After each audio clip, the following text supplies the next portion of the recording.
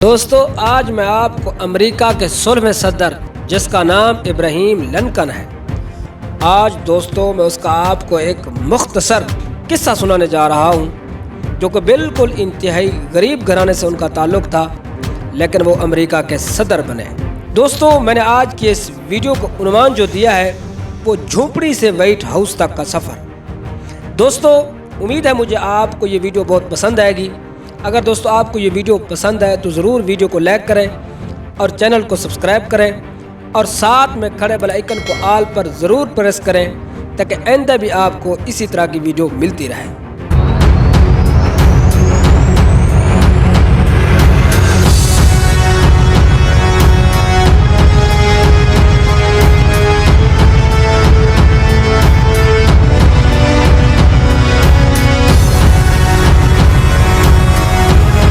دوستو ابراہیم لنکن جب ریاست متحدہ امریکہ کا 16واں صدر منتخب ہوا، وہ اپنے پہلے صدارتی خطاب کے لیے سینٹ میں داخل ہوا۔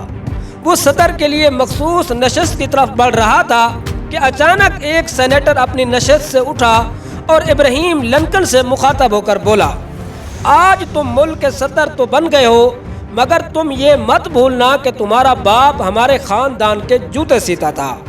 یہ فکرہ سن کر پورے اسمبلی ہال میں موجود ارکان نے کہکا لگایا۔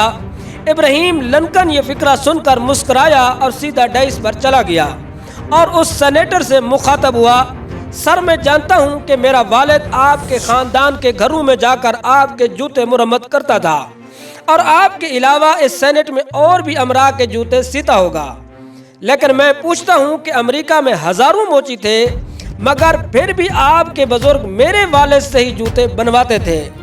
کیوں؟ اس کی وجہ یہ ہے کہ پورے امریکہ میں میرے والد سے اچھا جوتا کوئی نہیں بنا سکتا تھا۔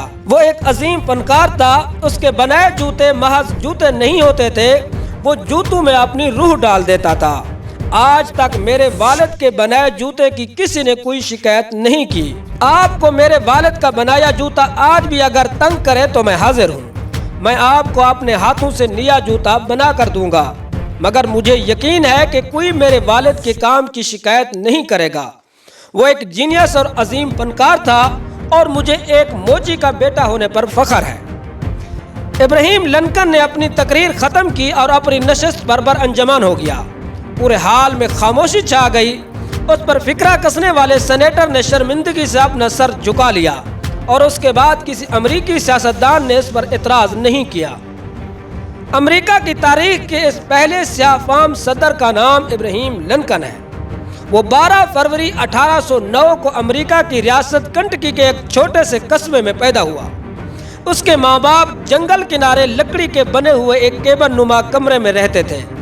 اس کے 2 بھائی اور ایک بہن بھی تھی۔ ابھی اس کی عمر صرف 9 سال ہوئی تھی کہ اس کی والدہ نینسی لنکن فوت ہو گئی۔ اس کے والد نے دوسری شادی کر لی، جس کے بعد اس کی زندگی کا تلخیوں اور مصیبتوں بھرا دور شروع ہو گیا۔ ابراہیم لنکن کے والد ٹام لنکن ایک خانہ بدوش زندگی گزارتے تھے، جو اپنے خاندان کو لے کر کبھی کہاں اور کبھی کہاں آباد ہو جاتے تھے۔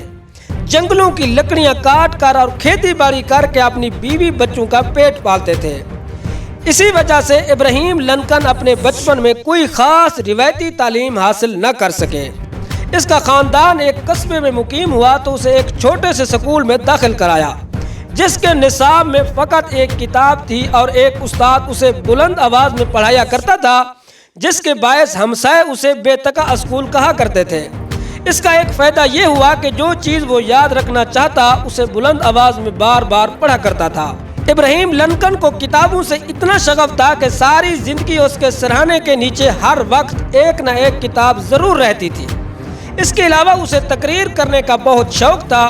وہ اکثر اپنے والد کے ساتھ کھیتوں میں کام کرتے ہوئے کسی اونچی جگہ پر چڑھ کر تقریر کرنے لگ جاتے تھے اور سیاستدانوں کی نقلیں اتارنے لگتا، جس کو سن کر ارد گرد کھیتوں میں کام کرنے والے لوگ بہت لطف انداز ہوتے تھے۔ جب ابراہیم لنکن کی عمر 21 برس ہوئی تو امریکہ کے قانون کے مطابق اس نے الگ رہ کر اپنا کام کرنے اور اپنا مستقبل بنانے کا فیصلہ کیا۔ اس مقصد کے لیے اس نے ایک قریبی قصبے میں ایک اسٹور کیپر کی جاب حاصل کر لی۔ یہاں سے اس کی زندگی میں ناکامیوں کا ایک سلسلہ شروع ہو گیا۔ مگر وہ اپنی ہر ناکامی میں سے کامیابی کا راستہ تلاش کرتا رہا۔ جب سے اس نے اسٹور سنبھالا، مالک کو دن بہ دن گھاٹا ہونے لگا۔ آخر کار 7 ماہ بعد مالک نے اسٹور بند ہی کر دیا۔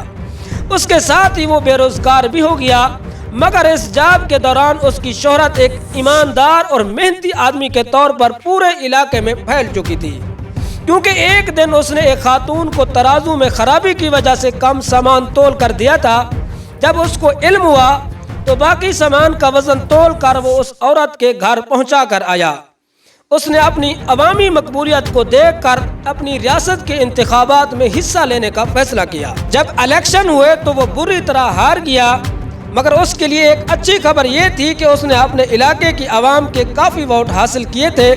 پوری ریاست میں اپنے آپ کو منوانے کے لیے اسے سخت محنت کرنا تھی۔ ابراہیم لنکن اسٹور کیپر کے بعد سمندر میں چلنے والی کشتیوں کے نگہبان مقرر ہوئے، پھر ایک پوسٹ ماسٹر کے طور پر محکمہ ڈاک میں بھرتی ہوئے، لیکن بہت جلد اس نوکری سے بھی فارغ کر دیے گئے۔ اس کے بعد وہ وکالت کی تعلیم حاصل کرنے لگے۔ ان تمام سرگرمیوں کے باوجود سیاست میں حصہ لیتے رہے، الیکشن لڑتے رہے۔ پھر 1834 میں وہ اپنی ریاست کے انتخابات جیت کر قانون ساز اسمبلی کے رکن منتخب ہوئے اور 8 سال تک اس کے رکن رہے۔